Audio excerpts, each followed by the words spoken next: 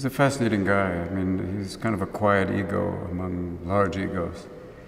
That was his whole role during World War II, dealing with Montgomery, Churchill, oh my God, Patton.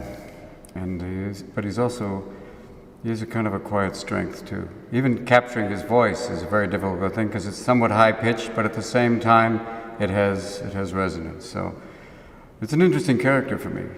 It's not necessarily somebody you'd think that I am right off the bat be playing. A lot of people say, you could play Truman. Sure. But it's like, it was a tough job for me. My mother's from the South. My mother grew up in Pass Christian, which I always thought was in Louisiana until someone told me, that's Mississippi, sweetheart.